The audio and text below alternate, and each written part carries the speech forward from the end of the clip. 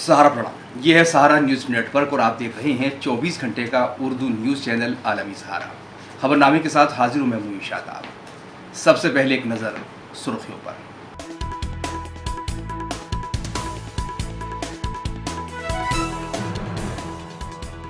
Parliament इंतखाबात के चौथे मरहले के लिए डाले गए वोट, 10 रियासतों की 96 सीटों पर हुई पोलिंग। कांग्रेस की साबिक सदर सोनिया गांधी ने जारी किया वीडियो पैगाम, खवातीन को सालाना 1 लाख रुपए देने का ऐलान। उत्तर प्रदेश के सीएम योगी ने पाकिस्तान से किया हिंदुस्तान का मवाजना, कहा पड़ोसी मुल्क में 1 किलो आटे के लिए हो रही है मारपीट, यहाँ 80 करोड़ लोगों को मिल रहा है मुफ्त राशन। सीबीएसई ने 10वीं और 12वीं जमात के नतीजे का किया ऐलान, 10वीं में 93.60 जबकि 12वीं में 87.98% तलबा और तालिबात कामयाब। फलस्तीन की हिमायत में एहतजाजी मुजाहिरों का सिलसिला जारी, वर्जीनिया कॉमनवेल्थ यूनिवर्सिटी के तलबा ने किया वॉकआउट।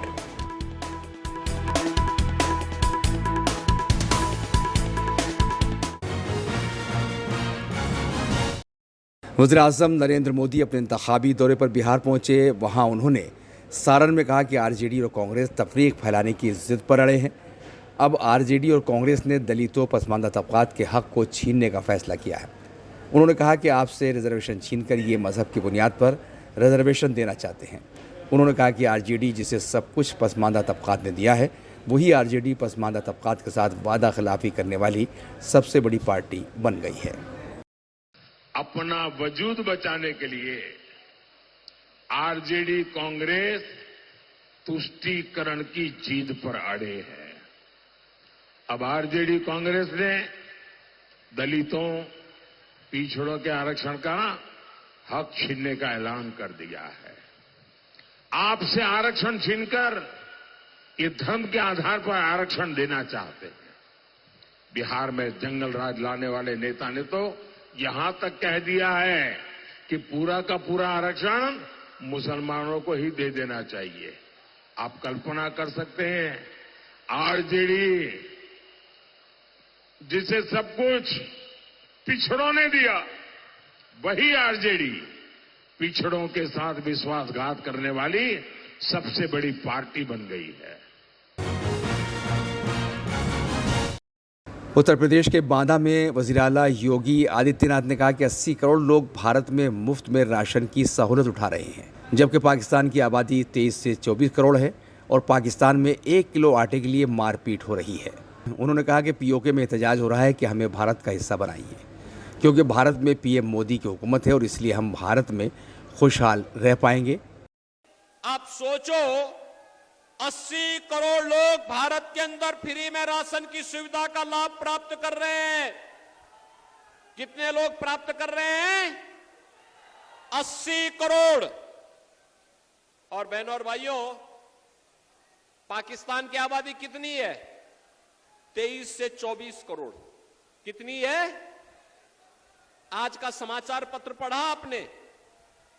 पाकिस्तान में 1 किलो आटा के लिए मारा पीटी हो रही है। कल वहां दंगा हो गया इसी बात को लेके, क्योंकि आटा ही नहीं है देश में। पाक अधिकृत कश्मीर में लगातार आंदोलन चल रहे, कह रहे कि हमें भारत का हिस्सा बनाइए, क्योंकि भारत में मोदी जी का शासन है और इसलिए हम भारत के अंदर खुशहाल रह पाएंगे। ये जो पाकिस्तान का राग अलाप रहे हैं, इन लोगों से बोलो कि भैया जाओ पाकिस्तान में ही रहो, वहां भीख मांगो, भूखे मरो, भारत के लिए बोझा मत बनो, क्योंकि भारत के लिए बोझा बन करके भारत की प्रगति के बैरियर ये लोग बने हुए हैं। कांग्रेस की साबिक सदर सोनिया गांधी ने एक वीडियो पैगाम जारी किया है, जिसमें उन्होंने बड़े दावे किए हैं। उन्होंने कांग्रेस के इंतखाबी मंशूर में दी गई इस गारंटी को पूरा करने की यकीन दहानी कराई है। सोनिया गांधी ने कहा कि आज़ादी की जद्दोजहद से लेकर जदीद हिंदुस्तान की तश्कील तक ख़वातीन की ज़बरदस्त हिस्सेदारी है, मगर इस हिस्सेदारी के बावजूद आज हमारी ख़वातीन शदीद महंगाई के दरमियान मुश्किलात का सामना कर रही हैं। सोनिया गांधी ने कहा कि वो महालक्ष्मी स्कीम के तहत हर गरीब ख़ानदान की एक खातून को सालाना 1 लाख रुपए देंगी। स्वतंत्रता की लड़ाई से लेकर आधुनिक भारत बनाने में महिलाओं का बड़ा योगदान रहा है। हालांकि आज हमारी महिलाएं भयंकर महंगाई के बीच संकट का सामना कर रही है। उनकी मेहनत और तपस्या के साथ न्याय करने के लिए कांग्रेस एक क्रांतिकारी गारंटी लेकर आई है। कांग्रेस की महालक्ष्मी योजना हम गरीब परिवारों की एक महिला को हर साल 1 लाख रुपए देंगे। कर्नाटक और तेलंगाना में पहले से ही हमारी गारंटी ने करोड़ों परिवारों की जिंदगी बदल दी है।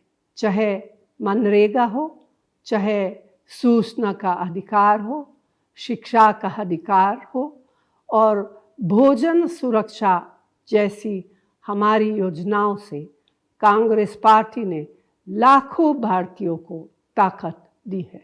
महालक्ष्मी इस काम को आगे बढ़ाने की हमारी सबसे नई गारंटी है। इस कठिन समय में मैं आपको भरोसा दिलाना चाहती हूँ कि कांग्रेस का हाथ आपके साथ है और यही हाथ आपके हालात बदलेगा।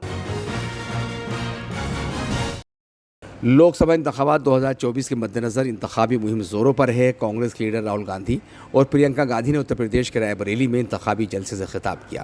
प्रियंका गांधी ने घरों पर जाकर लोगों से मुलाकात की। इस मौके पर राहुल गांधी ने कहा कि कोरोना में वेंटिलेटर नहीं थे, ऑक्सीजन नहीं थी, गंगा में लाशों के ढेर थे, तब नरेंद्र मोदी कहते थे मोबाइल की लाइट जलाओ, थाली बजाओ। मुल्क में नरेंद्र मोदी जब ये सब करवा रहे थे तब कोरोना से लोग मर रहे थे, लेकिन मीडिया कह रहा था कि वाह देखो क्या वज़ीर आज़म हैं, थाली बजवा दी। उधर प्रियंका गांधी ने कहा कि राहुल गांधी जी कन्याकुमारी से कश्मीर तक 4000 किलोमीटर पैदल चलने वाले एक अकेले लीडर हैं और फिर उन्होंने मणिपुर से महाराष्ट्र तक की यात्रा की। इन यात्राओं का मकसद मुल्क को पैगाम देना था कि हम सब एक हैं। मुल्क की तरक्की तभी होगी जब मुल्क में कौमी यकजहती कायम रहेगी। भाइयों और बहनों, वेंटिलेटर नहीं है, ऑक्सीजन नहीं है, गंगा में लाशों के ढेर हैं, मगर भाइयों और बहनों मोबाइल फोन की लाइट ऑन कर दो, चमकाओ, पूरी दुनिया को दिखाओ कि हिंदुस्तान में कोविड से करोड़ों लोग मर रहे हैं। और जब लाइट ने काम नहीं किया तो फिर कहते हैं भाई और बहनों चलो भैया लाइट नहीं चली, थाली बजा दो। और जनता मीडिया कह रही है वाह वाह वाह वाह वाह, क्या कमाल की बात करी। भाई और बहनों, 6 साल का बच्चा जानता है कोविड कैसे फैलता है। सबको सड़क पे बैठा दिया, खड़ा कर दिया, सब लोग थाली बजा रहे हैं और कोविड धड़ाधड़ धड़ाधड़ धड़ाधड़ फैल रहा है, लोग मर रहे। मीडिया कह रही है देखो क्या प्रधानमंत्री है भैया, क्या थाली बजा दी, देखो नचा दिया लोगों को। आपके सामने कांग्रेस पार्टी की तरफ से आपके प्रत्याशी अपने बड़े भाई श्री राहुल गांधी को मैं यहां लाई हूं। इस देश में इकलौते नेता है जो 4000 किलोमीटर कन्याकुमारी से कश्मीर तक चले और उसके बाद मणिपुर से मुंबई तक उन्होंने यात्रा की, सिर्फ इस देश को एक संदेश देने के लिए कि देश का जन जन भाई भाई है, कि देश में पूरी तरह से विकास तब आएगा जब देश की एकता बनी रहेगी।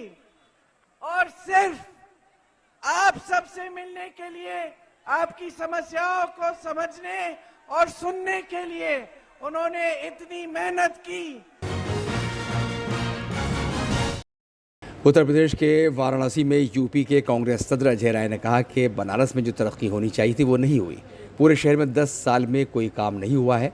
10 साल से फ्लाईओवर बन रहा है, ड्रोन शो करके तरक्की दिखाई जा रही है, ज़मीन पर नहीं आसमान पर तरक्की दिखाई जा रही है।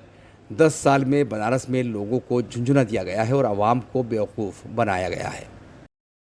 देखिए, आप देख सकते हैं बनारस के अंदर जो विकास होना चाहिए, आप सब लोग आए हो बाहर से, आप देख लो उठा के, शहर में पूरी चारों तरफ सीवर का पानी बह रहा है, गलियां खराब हैं, टोटो से पूरा शहर जाम में फंसा हुआ है, पूरे शहर जाम लगा, आपने देखा होगा। पूरे शहर में कोई काम 10 साल में नहीं हुआ। जो फ्लाईओवर बन रहा है, कज्जाकपुरा में फ्लाईओवर है, जाके देख लेना, पूरे की पूरी वहां पर पूरी तरीके से 10 साल से फ्लाईओवर बन रहा है।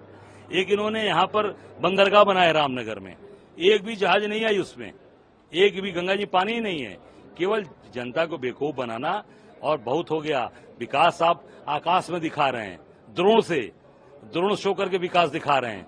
सड़क पर जमीन पे नहीं दिख रहा है, आकाश में विकास दिख रहा है। ये बच्चे देखिए नौजवान पढ़ लिख के घूम रहे हैं। आप देखिए ये बच्चों का क्या सभी आज कोई रोजगार नहीं है। बनारस में कल कारखाने लगे, एक ही फैक्ट्रियां लगी, कुछ नहीं। केवल बनारस में 10 साल में झुंझुना दिया गया और जनता को बेवकूफ बनाया गया। मगरबी बंगाल की बरहामपुर लोकसभा सीट पर टीएमसी और कांग्रेस का टकराव हो रहा है और एक दूसरे पर इल्ज़ाम तराशियों का सिलसिला जारी है। बरहामपुर से कांग्रेस के उम्मीदवार अधीर रंजन चौधरी का कहना है कि टीएमसी के गुंडे सड़कों पर कब्जा करने और लोगों के लिए परेशानी पैदा करने की कोशिश कर रहे हैं। हम उन्हें किसी भी बूथ पर कब्जा करने नहीं देंगे, न ही वो बहरामपुर में टीएमसी को जीतने देंगे। बहरामपुर लोकसभा सीट से टीएमसी उम्मीदवार यूसुफ पठान ने कहा कि मुझे पूरा भरोसा है कि यहाँ हम जीतेंगे और अच्छे फ़र्क से जीतेंगे। लोगों के लिए अगर कुर्बान होना है तो वो उसके लिए तैयार हूँ। उन्होंने कहा कि वो यहाँ लोगों के लिए काम करने आए हैं, लोगों ने उन्हें हिमायत दी है और वो चाहते हैं कि यहाँ तब्दीली हो। कुछ टीएमसी के गुंडे लोग हैं यहाँ वर्कर है, ये सारे रोड को अपना कब्जे में रखने का कोशिश कर रहे हैं। लोगों का आवागमन में काफी तकलीफ हो रहा है। तो ये भी मैंने दरखास्त किए हैं ये कि इलेक्शन कमीशन को इसको हटाओ, इसको डिस्पर्सल किया जाए, क्योंकि लोगों के आवागमन में कोई तकलीफ हो, कोई दिक्कत हो। तो कभी कभी आते हैं, हटाते हैं, फिर दोबारा आके बैठ जाते। और इस तरीके की झंडा लहराता ही हुआ कि कोई भी अगर वोटर चुनाव में हिस्सा लेने जाए तो उनका सर पे टीएमसी पार्टी की जो झंडा नमन करते हुए जाना पड़ेगा। मतलब ये मजबूरन से रास्ता है ही नहीं इसके अलावा। तो ये और कुछ नहीं, ये नया तरीका अपनाया कि किसी हालत में वो चाहते हैं कि हमारे बहरमपुर शहर में चुनाव में मतदान की जो आंकड़ा इसमें कमी आए, क्योंकि उनको ये जानकारी लग चुके हैं कि जितने लोग यहाँ वोट देने के लिए जा रहे हैं उसमें से ज्यादा लोग तृणमूल पार्टी के खिलाफ ही वोट दे रहे हैं।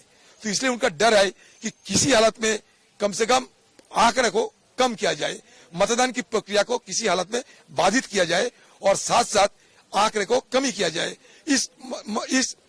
इसको मद्देनजर ये सारे इस तरीके की अब तो जानते करतूत करने में ये माहिर है, कर रहे हैं। लेकिन हम भी छोड़ने वाला नहीं हूं, मैं भी इनके पीछे लगे हुए हैं।